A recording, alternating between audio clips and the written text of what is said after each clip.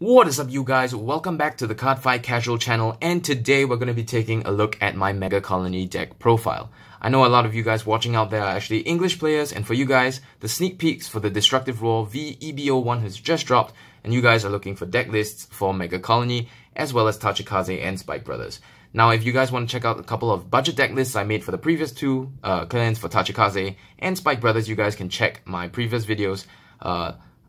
Playlist link in the description below, or you can click right here at the top right hand corner of the video and that will bring you to that.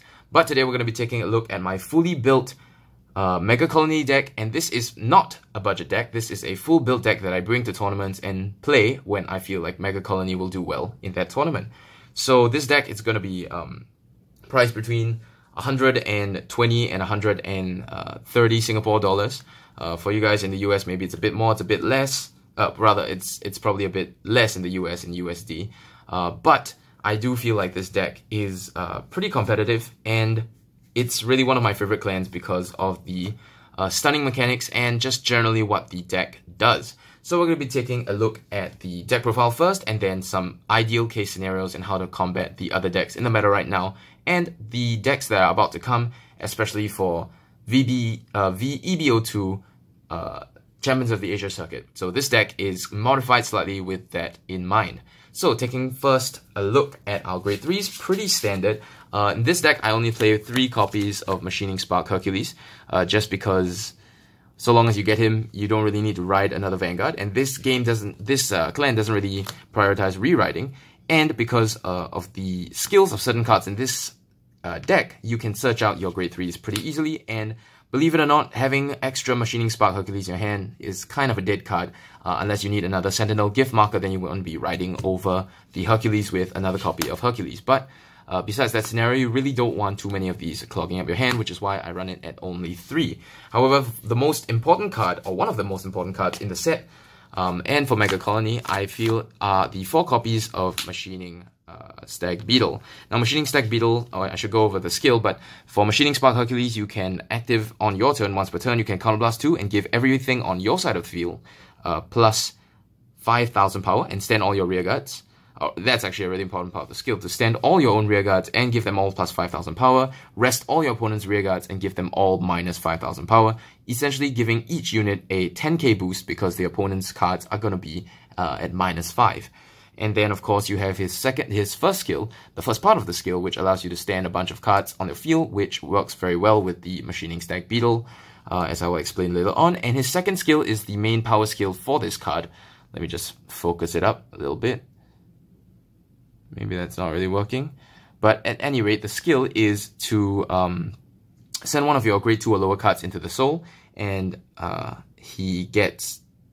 Machining Stag Beetle gets plus 5,000 power for each of the cards of your opponent's units at rest. So essentially, you'll be getting a 20 to 25k that boost every single time you use this effect, which, even though it's Counterblast 2 is a little bit Counterblast heavy, this deck does have a lot of counter charging, so hopefully that can mitigate some of those costs. Now, with the Machining Stag Beetle, the reason why he's so important is because when you call him or ride him on the Vanguard or Rearguard, he calls 2 cards from your soul at rest. And if he's on the Vanguard, he gets plus the power from both of those units added to his own total of 12k.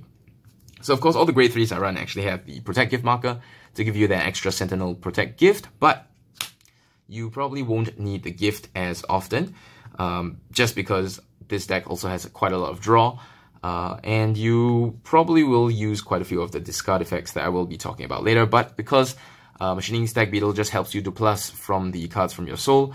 It's just all-around good card, and whenever you call him, you're basically getting 3 units, and then you stand the 2 rest units with Machining Spark Hercules skill, and you've got a full field. Nothing much to say there, except that you really want to be drawing into him, or checking him with some of the card effects you'll see later. And to finish out the grade 3 lineup, we play a 2 Antlion. Now, I only play this at 2 because you don't want this clogging up your hand, but this is actually the finisher of the deck, very much like Oracle Think Tank's Deer.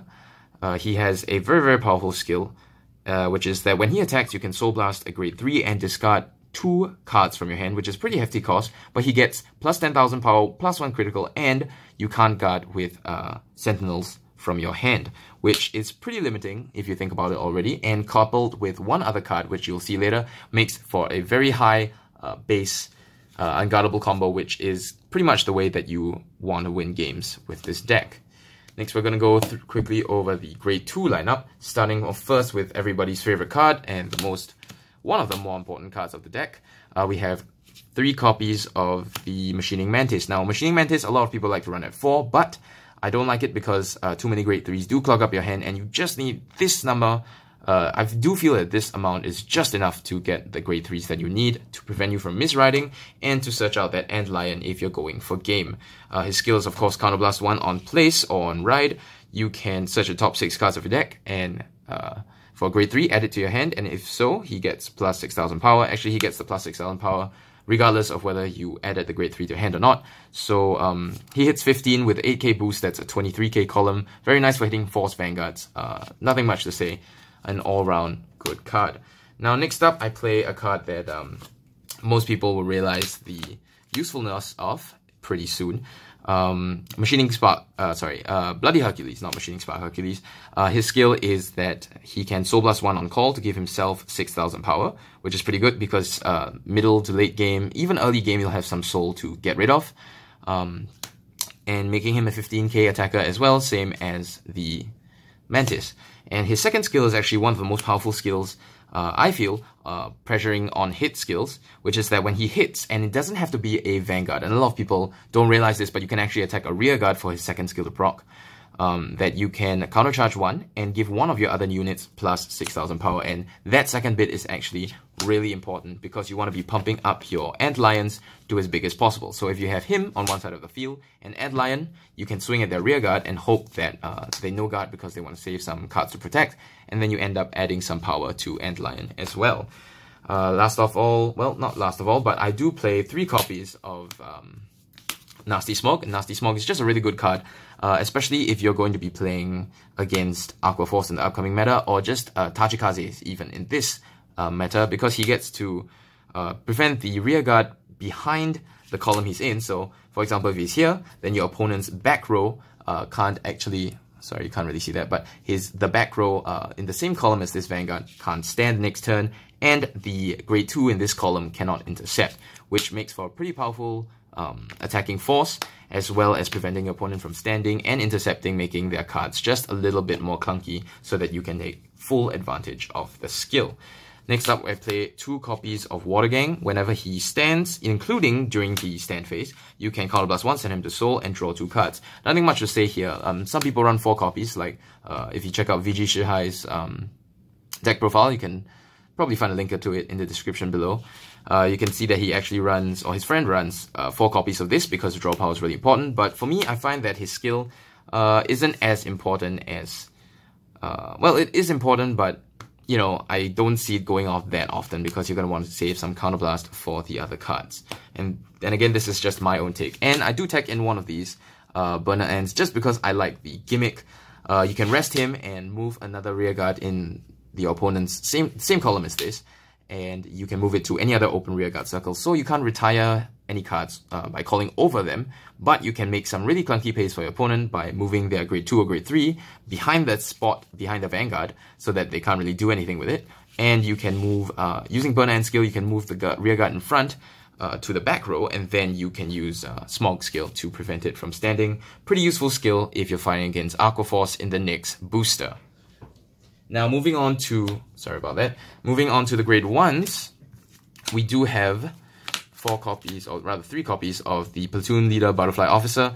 She's a 6k base, which is why I only play 3 copies, because you really don't want to ride on her as your Grade 1 ride, but you can rest her on call in the rear guard circle and give one of your units plus 10k. At the end of the turn, you can send them to Soul and countercharge 1. So another countercharge card, but hence it only takes place as it only takes place during the end of the end phase of your turn. You're not going to be able to use that extra counterblast until the next turn, which is a very important thing to note, and I'll talk about that a little bit later. But she's a really good card, and she helps to pump up your Antlions to really crazy big numbers. Next, we play Phantom Black, the actual most important card to go along with Antlion to finish your games. And his skill is that when he boosts, you can discard a card from hand, and your opponent cannot guard with normal units, and he also gets plus 6,000 power. So you just put 1 copy of him behind the Antlion in front. and use both of the skills. Of course, it's a really heavy cost because you have to Soul Blast 1 grade 3 and discard 3 cards, and that is a very heavy cost to pay. But the skill is very worth it because just with both their skills alone, you are immediately pumped up to 36k, and your opponent can only guard with non-sentinel grade 0s. And that, you may think it's not very much, but if you pump it up with a platoon butterfly officer, reduce your opponent by 5k using Machining Spark Hercules skill, and boost both of their powers up by another 10k using Machining Spark Hercules skill, you're actually swinging for like an insane like 46, 56k to their 8k or even their 7k Vanguard, and that makes for a very, very hard card, and is usually how I close out games with this deck. So nothing much to say, it's pretty much the engine for you to win games. And later on, I'll show you an ideal board state for you to be using all their skills together. And we have Spiteful Hopper, again, another card that's pretty important because of his, is actually the more important part of the skill is that 6k boost, because he can, on call, Soul Blast 1 and give any unit on the field plus 6k, which you probably want to pump to your Antlion if you're going for that big swing. And his other skill is that when you place him, if you have no face-up damage, you can unflip 1 damage. But of course, that's only 1 damage and only when you have all damage face down, so it's more like a... it halves the cost of Machining Spark Hercules if you have the exact number of cards in your damage zone, which can be a little troublesome because sometimes you just have like an extra damage just lying around, and with calling him before or after you use Machining Spark Hercules skill, it's a bit cumbersome, but he is a good enough card that you want to run 3 of him. And last of all, I play 3 Machining Hornet. Like with the Machining Mantis, the same principle, I only play 3 because if not, your hands are just going to be clogged with a lot of grade 3 units. But his skill is that when he hits, when attack that he participated in, whether he hits or he boosted, you can check the top 6 cards of your deck, and if there's a grade 3, you can add it to hand. If not, and then send him to Soul. If not, you actually don't need to send him to Soul, and he stays on the field. Something that not a lot of people may realize, or maybe you get confused with his effect. So you do not -1 even if you come up empty and you whiff, which is a really good thing because you don't want to be losing any units that you can possibly use. Last of all, I just want to go over the grade 0s. I play 1 Machining Worker, and just because instead of the Jocular Cicada, because while Jocular Cicada swings for really big numbers, Machining Worker and does give you that extra draw at the beginning of the game, and I think that is enough to warrant playing this over the Jocular Cicada because, like I said, there's a very, very heavy discard cost to close out games, and you're going to want as many cards in your hand as possible. And just to back that up, I do play 3 of the other kinds of stands and 3 Paralyzed Madonna. Of course, if I had 4 Paralyzed Madonna, I would play 4, but, you know, kind of investing some money in some other decks at this point in time. So 3 actually works out just fine because against big decks like Kagero or Oracle Think Tank, where you just need a lot of Perfect Guards, you're going to have those Sentinel Protect gifts, and against Kagero, your Perfect Guards are useless anyway. Against Tachikaze, they're just too many attacks. You're going to Perfect Guard 1, and then you're just going to have lots of cards. And sometimes you're going to have too many Perfect Guards in hand, and you won't be able to discard that many cards because you are using your discards to finish out your game offensively. And to round it off, we do play 6 crit. Maybe you want to up this to 8 crit and just the 4 Perfect Guard draws. That's completely up to you, but I do feel that since Antlion does have that extra crit anyway, you don't really need that many crits. But some people do like more guard power, and of course with critical triggers you do get that 15k instead of the 5k guard. And of course, last of all, we just finished with 4 copies of this guy, the medical bug guy, who's a heal trigger. And yeah, that's pretty much the deck profile, and right now I'm going to go over some best case scenarios and what your field ideally should look like when you play a game.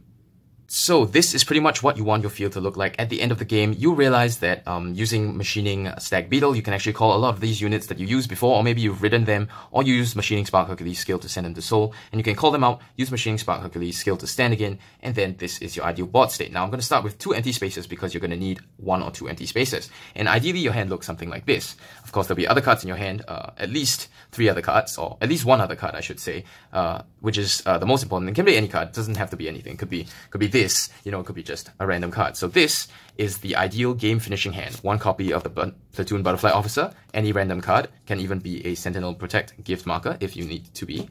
and then 1 or 2 copies of Spiteful Hopper. Now, what you're going to want to do is using Platoon Butterfly Officer skill, you can rest her, give this Antlion plus 10,000 power, then using Machining Spark Hercules skill, slide the Butterfly Officer into Soul so you can get that power boost, and then call Spiteful Hopper and call Spiteful Hopper, and use both of the skills. You presumably have lots of Soul at the end of this, and then give both 12k to that Antlion. Now remember that 1 card in hand, yeah, you can't use that card because you're going to use it to fuel the discard cost. And what you're going to want to do is, after using Hercules Counterblast skill and giving all your cards on the field plus 5,000 power and your opponent minus 5,000 power at the Vanguard circle.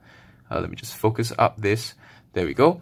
You're just going to want to use Bloody Hercules to swing at a rear guard and take out any interceptors that they might want to use. If they don't, you might still want to swing at a rear guard or the Vanguard, depending how much damage they have, just to pressure them to guard one of your attacks.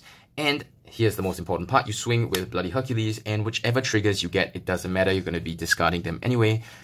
Even if you pull 2 heal triggers, you're just going to pump all the power here, because this can be perfect guarded and this can't. So when you swing with this, if you had used all their skills and you use the Platoon Butterfly Officer, and then you discard 3 cards, you're adding a total of, and let me recount all the cards, power.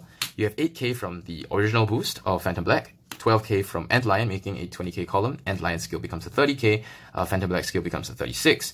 Machining Spark Hercules skill gives them both plus 5 to make it 46. Using the Butterfly Officer, you may get 56. If you get even a single trigger, that makes it 66. And if you use both of these, that brings it up to a total of 78. 78,000 power, and they can't guard with Sentinels or normal units. And you may be thinking, but Grade Zeros have so much guard, they definitely can guard this attack, but they probably use some of those cards already to guard both of your previous attacks. And if you even got plus 6 more on hit with Bloody Hercules skill, you can add that as well.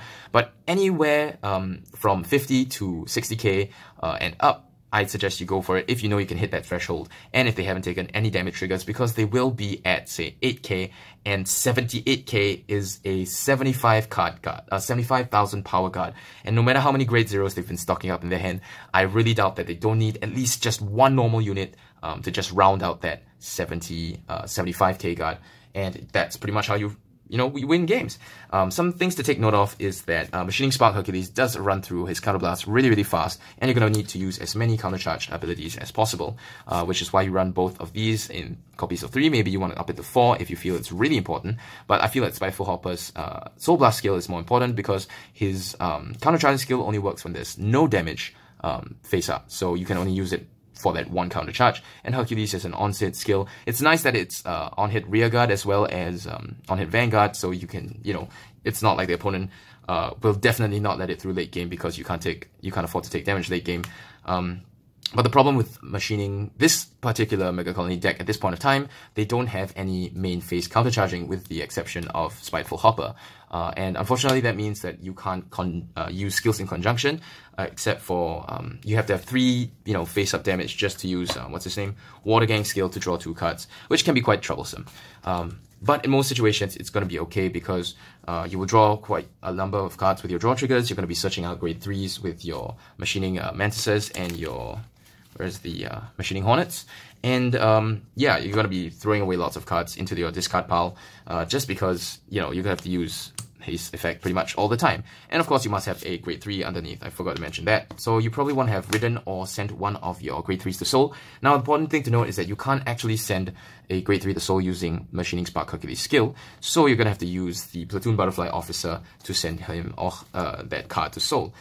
This can be a bit troublesome because it requires 2 Butterfly Officers for you to really get the skill going, one from the previous turn and one from this turn that you want to pump up that Antlion. But what I like to do is actually have 2 Antlion turns to kind of trick people and bait people into guarding more when they really shouldn't be guarding that much. What you do is you use the Platoon Butterfly Officer and actually send 1 Antlion into Soul while keeping the other Antlion in hand, of course with them not knowing that you have that second Antlion. So even with no override, you can just send him to Soul, and the next turn you plonk down your second Butterfly Officer and your second Antlion, and suddenly they are in a situation where they really can't guard.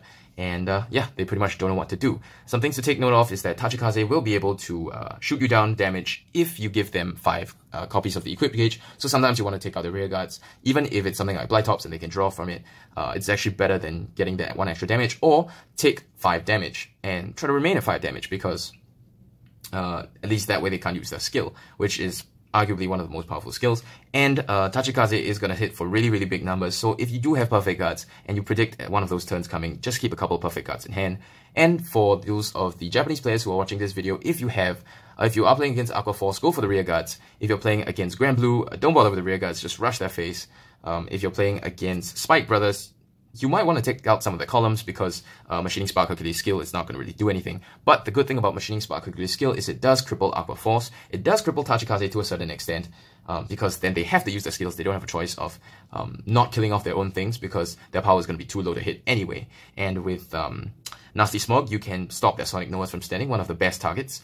Aqua Force doesn't really use back row rear guards that often, but for Royal Paladins, if you can get them, prevent their rear guards from standing right before they use Soul Saver, then that, of course, is a very, very big thing.